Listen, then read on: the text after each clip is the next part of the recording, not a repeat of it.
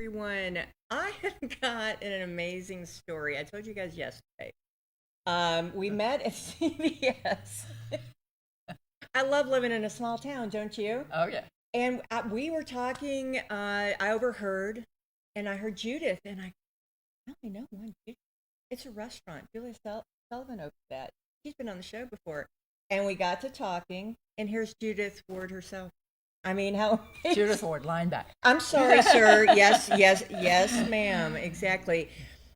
You are, let's just clarify the importance because it goes back to why would Julia Sullivan name her restaurant Judith as you know it? hmm She wanted to honor women at Sewanee, and in building her new restaurant, or it was the bricks and mortar were there, but she was building a new restaurant, and she thought this would be very appropriate to honor a woman. Nice. And why you? Um, well,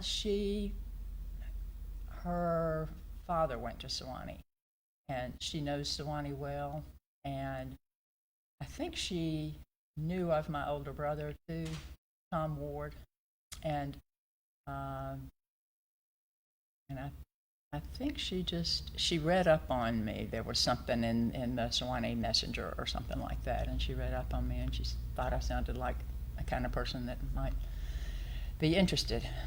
Well, your resume is pretty impressive. Thank you. I mean, because as we study our 250th birth of our nation and we're all focused on our heritage, you are a part of Sewanee heritage. I mean, in a big way. Kind of walk us through that. Well, Sewanee had been all male for a very long time, and my father had been on the board of trustees. And he called me one spring. He had gone up for a board meeting, and he called me from up here and said, "Judy, we've voted to admit women." I said, "Daddy, how could you tease me like that? You know I want to go, but I can't." He said, "No, we have agreed to admit women this fall." This was in like April, this fall. And there were a lot of things that were not in place because this was a very short deal.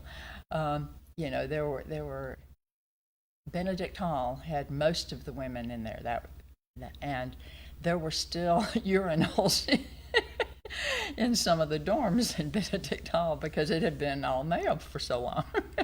What year was that? So we had some interest. 69. 69. Okay. So you were the first. Explain that word. That's a fancy word that I'm still trying to learn.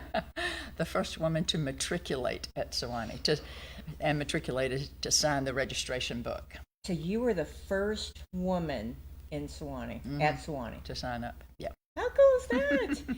All right, what was it like? Because it was all male. And how many women in your class? There were about 90 technically in our class that first year. Wow. A few of those were transfers who had already been in for a little while, but yeah.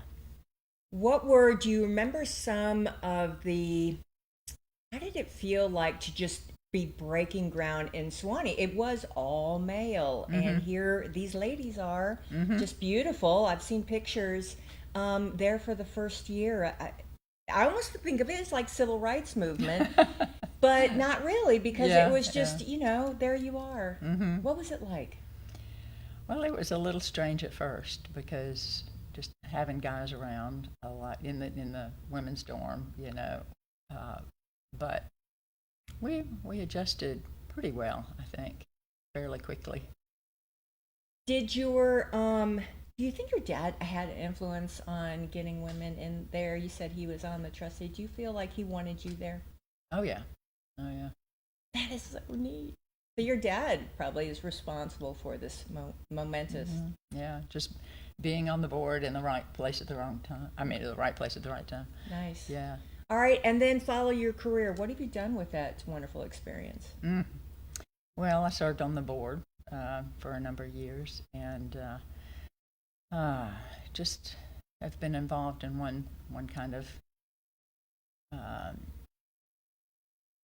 thing after another, various things. Sure. That we had a celebration of women at Sewanee early on when it was still pretty new, and then over the years, every 20 years or so, we'd do the same kind of thing again, and yeah. And then leadership there was a first woman in a leadership position at Sewanee. Is that in your resume? I suppose so. Yeah, I guess that is, right? Mm-hmm. First alumna. Alumna, yeah. To serve women, alumna to serve on the board. Mm-hmm. At the Board of Regents? To chair the board. To chair. To chair. Oh gosh, Yeah, what year was that? 69, no. In the 90s. In the 90s? Yeah. Sure. That's probably right. How neat is that? Mm-hmm. Okay. Well, Shenanigans has always been there. What were some of the businesses when you went to school? The Blue Chair. Mm-hmm. Yeah. Tubby's. Tubby's, of course. Yeah. That was an interesting time and an interesting day. And then Taylor's. And Taylor's. Taylor's Mercantile. Has he been there? He's been there. Yeah. Okay. I think so. Got you. Yeah. Changes that you have seen. You guys have a house here, is that my understanding? Mm-hmm. Okay. Mm-hmm. What do you enjoy so much about coming home? I call it home. Yeah. Well, it's just a place we love. We've been here for so long and enjoy coming up so much. Just being able to spend some time on the mountain, Sure. do some hiking, go out to Lake Cheston, walk around the lake, The traditions, I think, what sets Sewanee apart. There's so many neat old traditions that they still keep in place today. The gowns. Tell me about the gowns. That was a big deal. We were really honored, when we got our gowns. When we made the academic requirement to get one, you had to have a certain grade point average and make sure you were worthy of it. And that's really special. That was built on British tradition. The gowns were worn. They probably still are. I feel sure they still are. Sure. Yeah. What other traditions? I always think of the Magnificent Church. I mean, lessons and carols. Yeah, I sang in the choir all 4 years during my time as a student, and that was really, really special. And I still boo-hoo every time I go in the chapel and start singing again. Don't you? It's just so big and wonderful. I'm trying to think of the other Sewanee. When Rebels Rest burned. Oh, that was so sad. Oh, yeah. And we still haven't been able to figure out any kind of replacement. It's because you can't replace a place like that. You really can't. Yeah. But one of these years, I tend to think, because that's such a good piece of land. It really is. Right. And I know that there have been lots of attempts to find the right thing, but it just hadn't happened yet. Well, sometimes it just clicks. I know, like with the Mountain Goat Trail. It started with a little trail that Ian Prunty and a few others got together and they made it happen, and then it just kept on plugging away. And soon it's going to be 40 miles. Wow. Isn't that amazing? And That going is. down to Cowan. It is. And just keeps people just plugging away. Get your exercise. What is the cross? Tell me a little bit about the cross. Oh, that's always been very, very special. To drive there and go down the steep and then go back up again, and it's just so beautiful. And then you look at all the military things that are referenced there, and all the people who've died who are remembered there at the cross. Yeah. What sometimes we forget. I mean, it's a theological seminary. That's a segment of it, and then there's the regular. But it was a military institute, wasn't it? It was Sewanee Military Academy. Okay. And that was started here at Sewanee, I think, around probably 65, something like that. Okay. after the war, because wasn't St. Andrews a part of all of that a little bit? Yeah, I think it was. I remember stories, and see, that's why I like to document history so that we have it forever. Because sometimes our memories go, Oh, yeah. and you need to make sure. You've got other things on here on your list. Is that the things that you have wanted to highlight? Those were just things that we thought people might be interested Okay. in. Well, and I love supporting Judith, the restaurant. Oh my gosh. And because we made a little list, there are, 5. Travel and Leisure magazine, we're in there. Garden and Gun, Esquire, Wall Street Journal even. I was amazed at that. And the Michelin Guide. And the Michelin Guide is a real biggie. I mean, Julia Sullivan getting that award is terrific. It is unbelievable. I was telling Judy, about my side gig is tourism and foods. We're foodies. We love to eat here. Tubby's was a food place. It's just like in your DNA. We're hospitality folks.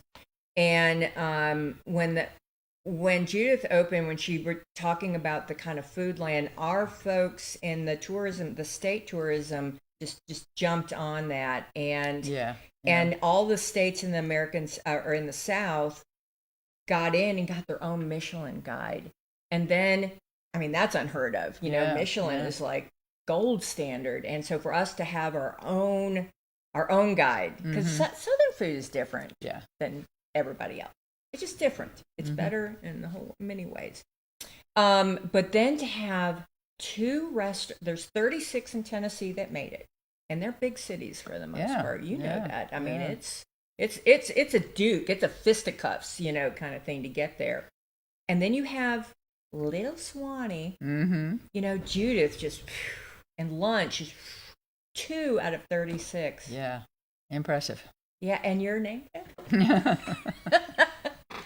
Your name is sitting there in lights, isn't it? What did you feel like when she did that? Like to see it open and to see your name there. How cool is that? That was a thrill to see, when it finally did get to open, because they still had some construction to do. Sure. Yeah. Wow. What's your favorite kind of thing to eat over there? The trout is our favorite. Is it? Yeah. We're told that it comes mostly from Bucksnort, Tennessee, and it's melt in your mouth. Yes, ma'am. And really, really good. Well, and it's an atmosphere. It's very, very authentic. It's intentional, and it's very Sewanee. It feels Sewanee. It feels very well thought out, and it feels good. And then when the food pops out, like, wow, woo. And anybody's welcome there. Yeah. You don't have to be affiliated with the university or know anybody or anything else. You just come and get some good eats. Just come and get some good eats. And that's what I remember from my Tubby's days, is that everyone can come together for food. We can come together from Tubby's was Sewanee kids, St. Andrews kids, coal miners, locals, assembly. It just was a melting pot of folks. And when we all understand each other and we all come together over food, it doesn't get any better than that. Now, I got to talk about her brother really quick before I send her off. So, Tom Ward, does he have an official title of Tom Ward? What is he? He's a priest. Right. Thank you. An Episcopal priest. Thank you. Oh my gosh. I'm so sorry. And I went to St. Mary's. And I've told these folks, I've been doing this a hot minute. I told these folks, I went to the centering prayer that he puts on over at St. Mary's is gorgeous. And I sitting there, you have to sit still for, was it 30 minutes or an hour? I mean, it was something crazy. And not say a word and not have anything in your head. And the first time I was like, I just couldn't do it. And then the second time, the next minute it was like, I was a better person for it. And so that's your brother. Tell me a little bit about his kind of background, because he's amazing. Well, he's a Rhodes Scholar, and he taught at Sewanee, among other things, and and he was a priest at several different congregations, including Nashville, the Christ Church Nashville. Nice. Mm-hmm. He christened Julia. Yes. Christened Julia? Yeah, we put all that together just a few years ago, a couple of years ago.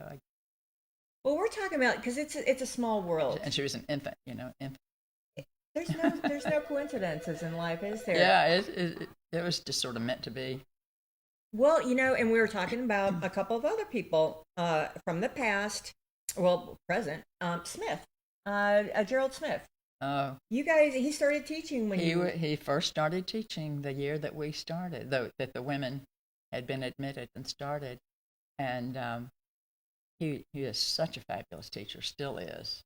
I mean, he doesn't officially teach that much anymore. Oh, he but does. Yeah, he does. He is. He just is the best storyteller. Mm-hmm. Mm-hmm. I could just sit at his feet. Yeah. And listen. And boy, does he know Sewanee history and the history of the natural world around Sewanee too. He knows so much. Oh, he's poetry. He's like a Renaissance man. I would classify him absolutely. as a Renaissance man. Absolutely.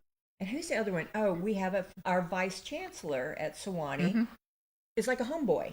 Yeah, right. Didn't he started, he was a teacher. Oh, yeah, and a great one. And a great teacher. And now he is back, and you said his wife is absolutely lovely. Absolutely. Because it is important. We have had some lovely... They are in it together. Uh-huh. We've had some lovely first vice chancellor ladies. So Absolutely. So we're happy to have everybody back together. Yeah. Okay. Any last plugs for Judith? Because really, it is all about Judith and Miss Julia's food, and I just think that is just the neatest story ever. Well, if you haven't been, go give it a try, because it's a warm and welcoming place when you walk in, and not only are you're running into people and then meeting people you hadn't met before, some of whom have driven for a few hours to get up there to enjoy this food. I mean, it's a special place. It is a special place. Well, I look forward to seeing you at Judith. Thank you. All right, any last words from our, did we hit all of our topics, sir? When they go to Judith, have them. Oh, yeah. Sign the book. There's a guest book. There's a guest book. So please, when you go to Judith, sign the guest book. It's a beautiful leather-bound guest book. I love it. All right. Anything else, sir? Okay. All right. We've got all our points, and I just want to make sure that everyone, it's always the story behind things that fascinate me. Yeah. How did we get here? And you got to think about that for the future. Is, just all how we got here is a fascinating story. Yeah. And I'm so glad that they had women added this money. It Yes. just adds the best thing. And Tennessee was the last state to vote for women's right to vote. That's right. That's right. So it was a mama who forced the last vote. Neat. And it went over. We were the last state. So we're a strong woman's state. Yeah. Well, anyway. Very good. All right. Well, I'm going to head out. We're going to send Miss Judith Ward Lineback out into spread joy and sunshine wherever she goes. We're going to take a quick break, thank our sponsors because we love them, and we'll be right back as always. Thanks for watching Morning on the Mountain. I'll see you in a minute.